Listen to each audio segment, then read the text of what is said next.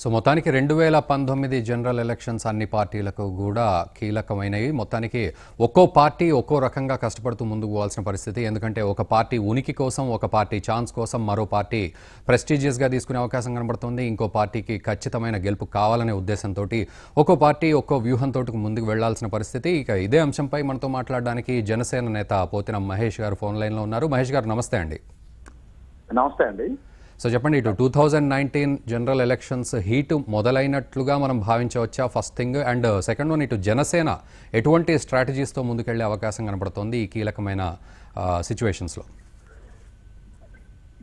ఇంకా 2014 ఎన్నికల తర్వాత ఇప్పటికి 3 సంవత్సరాలు అయింది. 2 సంవత్సరాల ముందే అన్ని రాజకీయ పార్టీలు కూడా ఎన్నికల నగారా మోగించడం అనేది చాలా తప్పుడు సంకేతం ఇస్తుంది ప్రజలందరికీ కూడా.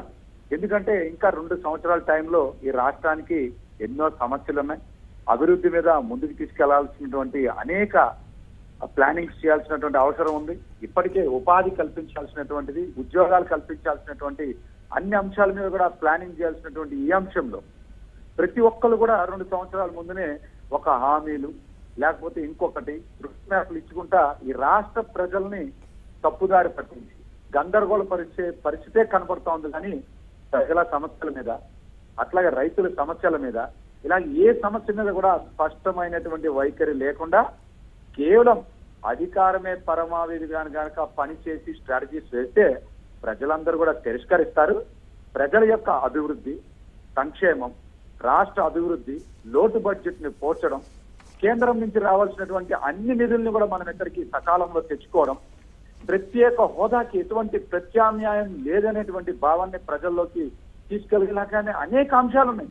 ఈ అన్ని అంశాలు వదిలేసి 2019 ఎన్నికల గురించి ఇప్పటి నుంచే మాట్లాడతామంటే చాలా హాస్యాస్పదమైనటువంటి అంశం అని కూడా నేను తెలియజేస్తా ఉన్నాను. అంటే మహేష్ గారు, మొన్నటికి మొన్న అంటే మనం వైసీపీ ప్లీనరీలో చూసాం, అన్నొస్తున్నాడంటూ జగన్ వ్యాఖ్యానించడం చూసాం. తర్వాత ప్రశాంత్ కిషోర్ని కూడా పరిచయం చేయడం, ఖచ్చితంగా ముఖ్యమంత్రి అవుతానని ధీమా వ్యక్తం చేయడం. సో ఇదంతా కూడా ముందస్తు వ్యూహంగానే అనుకోవచ్చా? అంటే నేను వైఎస్ఆర్సీపీ పార్టీ గురించి ఏమి కూడా మాట్లాడినండి. వాళ్ళు ప్రశాంత్ కిషోర్ గారిని ఎందుకు పరిచయం చేశారు, లేకపోతే 9 పథకాలు ఎందుకు పెట్టారు, లేకపోతే ఎందుకు ఈరోజు పాదయాత్ర ప్రకటించారు అనేది ఆ పార్టీ ఉనికి కోసము, లేకపోతే ఇంకేమన్నా వాళ్ళకి ఏమన్నటువంటి ప్రయోజనాలనే మాకైతే తెలియదు. ఎందుకంటే ఒక ప్రధానమైనటువంటి ప్రతిపక్షం ఈ రాష్ట్రంలో రాజకీయంగా అనేక ప్రజా సమస్యల మీద రాజకీయ పార్టీగా పోరాటంలో విఫలమైందనేటువంటి భావన వాళ్ళకే కలుగుతుందేమో అనేటువంటి అనుమానం కలుగుతుంది నాకైతే. ఎందుకంటే ఈ రాష్ట్రంలో అన్ని సమస్యలు ఉన్నాయి.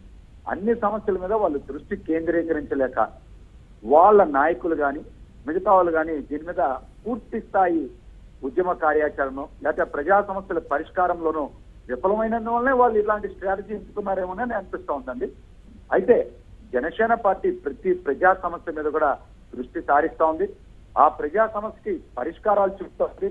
మా నాయకుడిలో చాలా స్పష్టమైనటువంటి వైఖరి, ఈ రాష్ట్ర అభివృద్ధి మీద, ప్రజా సమస్యల మీద స్పష్టతతో చిత్తశుద్ధి కనబడుతూ ఉంది. కాబట్టే మేము ఓట్లు సీట్లు కన్నా ఈ రాష్ట్ర అభివృద్ధి మీద, పేద ప్రజల సంక్షేమం మీద, రైతుల సమస్యల పట్ల పరిష్కారం మీదనే దృష్టి సారించడం అనేది చాలా స్పష్టమైనటువంటి వైఖరి పవన్ కళ్యాణ్ గారి దాన్ని కూడా ఈ సందర్భంగా తెలియజేస్తా ఉన్నాను.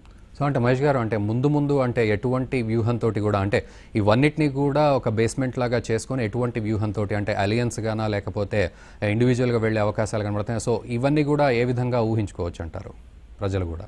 అంటే ఊహ అనేది అస్సలు వద్దండి రాజకీయాల్లో. ఇది ఈ రాష్ట్ర భవిష్యత్తుకు సంబంధించిన విషయం.